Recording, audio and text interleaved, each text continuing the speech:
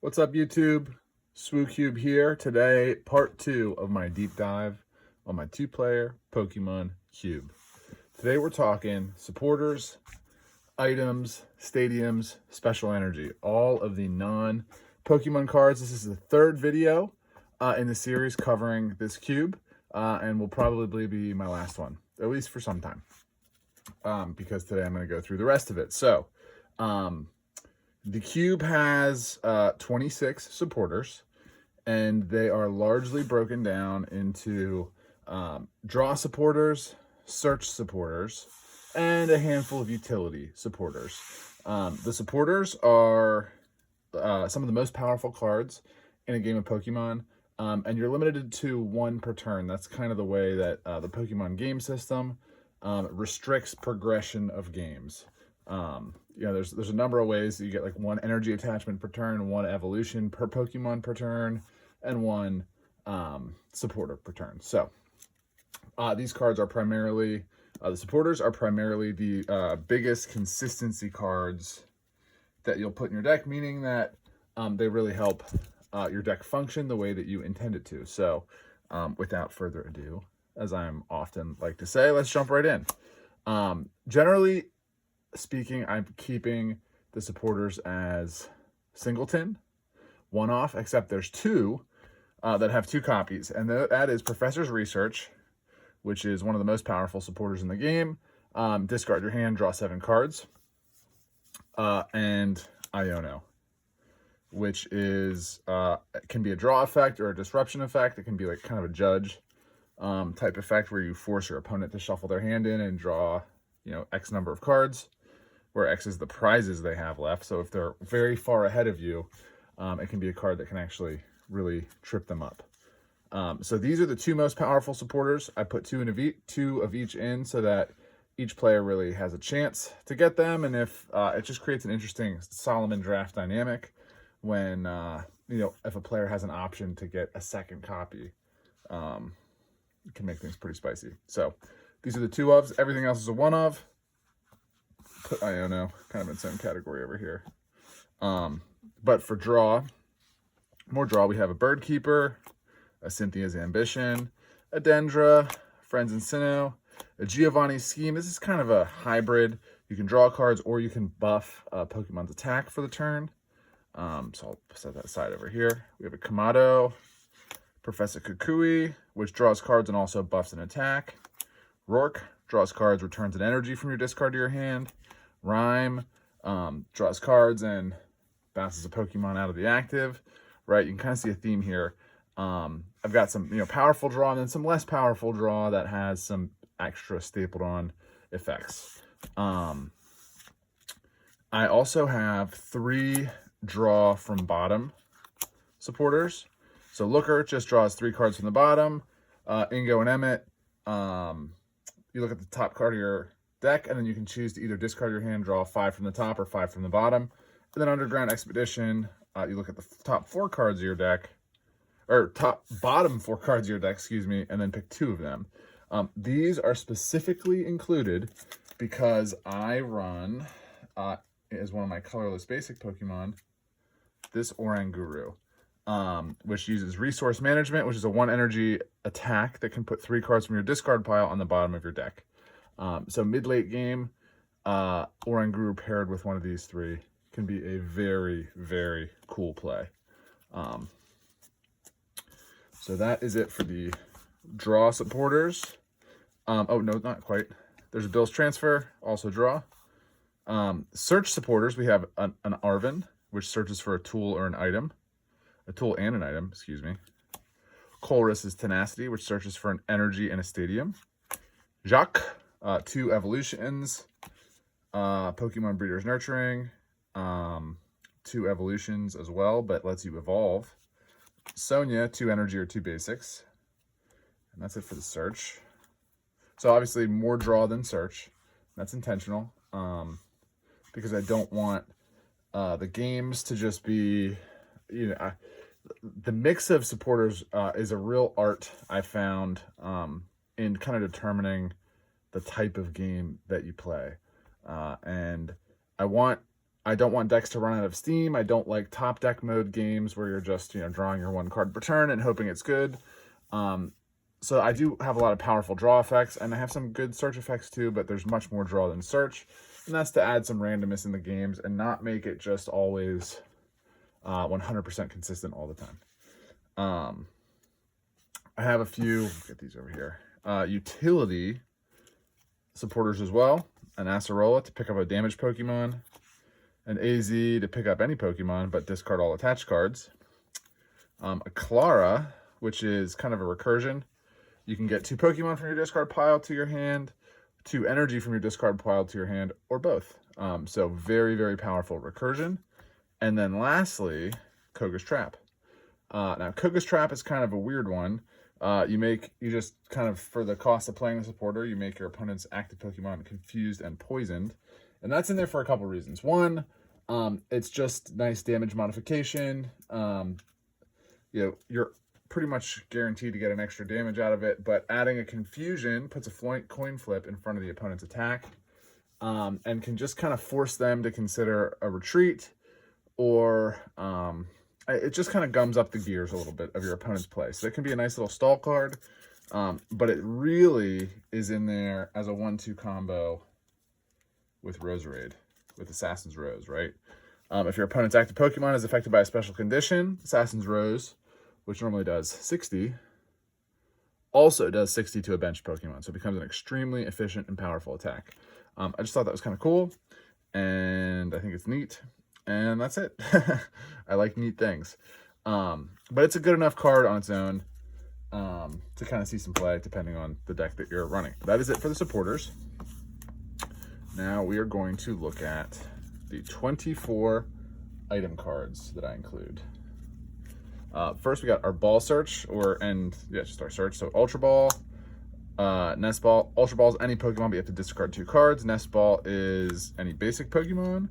Level Ball is any Pokemon with 90 or less HP, which is most colored basic Pokemon, and a handful of colored evolution Pokemon. But notably, doesn't get many of the colorless or fighting or psychic or dark basics. Oops, sorry about that with my camera. So yeah, it just kind of gets a different slice of the pie. Great Ball, which you look at the top 7 cards of your deck, get anything. Evolution Incense, search for an evolution, and then of course Master Ball A-Spec, search for any Pokemon, period, no cost, no extra discard or anything, and put it into your hand. Also have an Energy Search and a Professor's Letter, which is twice as good as Energy Search. But I like the singleton nature, the fact that there's 2 similar effects and one's better than the other. That's why I'm not just running a mess of Master Balls or Ultra Balls, right? It just adds variability to the game.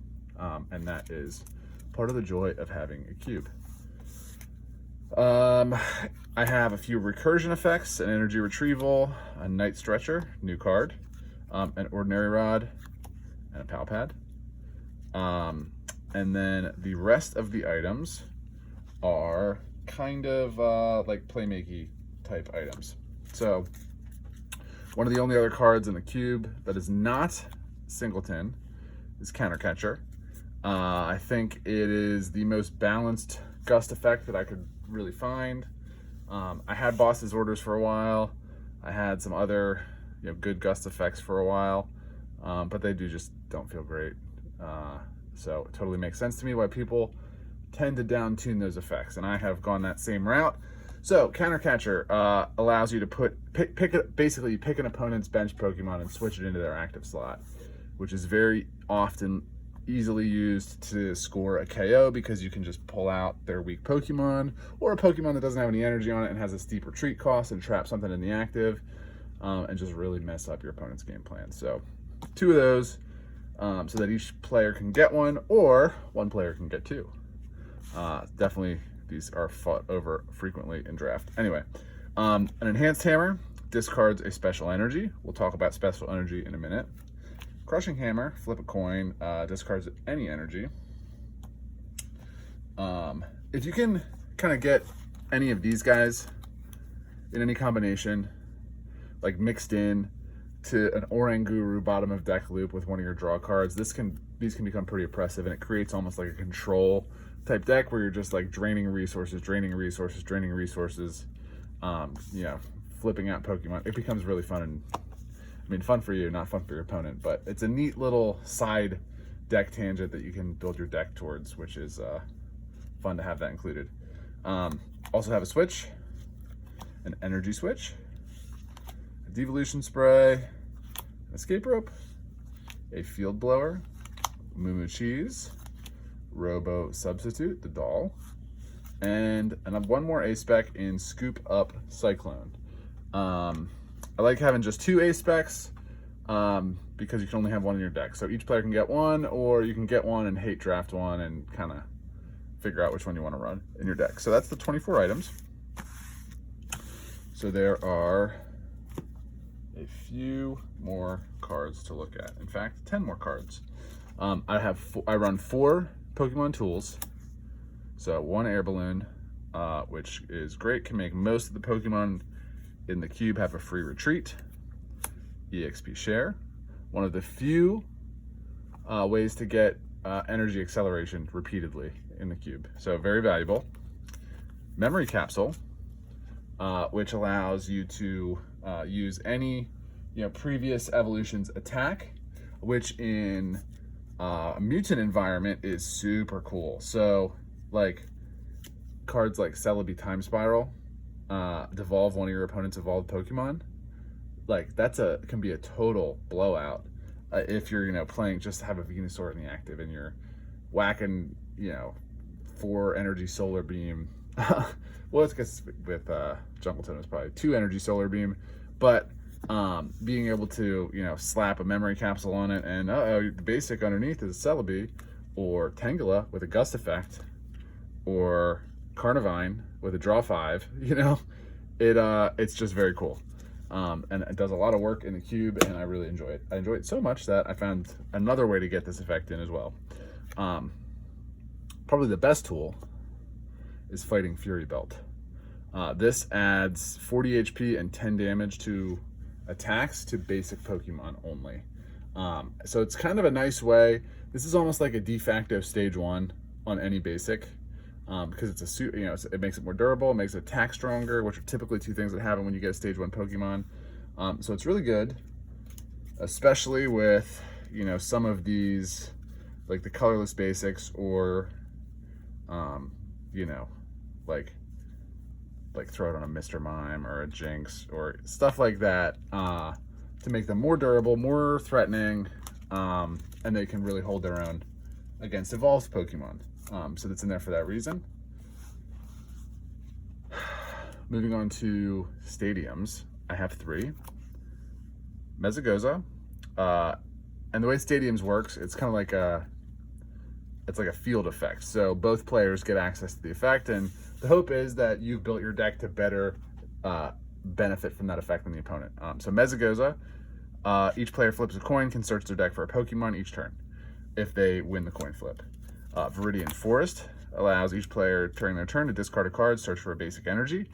I like having a little bit more energy consistency, and repeated is good because oftentimes these decks can want like 3 types of basic energy, or 2, 3, sometimes even 4. So having this is nice. And lastly, probably the card in the cube that I'm most scrutinizing for potentially being too good, Martial Arts Dojo. So the attacks of basically any Pokemon in the cube, because I don't have Ultra Beasts, that have basic energy attached to them, do 10 more damage. But if your opponent is ahead, meaning they've taken more prize cards than you, they do 40 more damage. So it's a great way. It's a great comeback card. It's a great way to keep the game even. And because fighting is really kind of a side pocket strategy in the cube, and it's very difficult to include a lot of fighting energy for decks that are going really deep on evolution. This card alone kind of creates a separate strategy and really pushes you into the big basics deck in a way that I find really fun and interesting and super cool, and really makes the stadium game.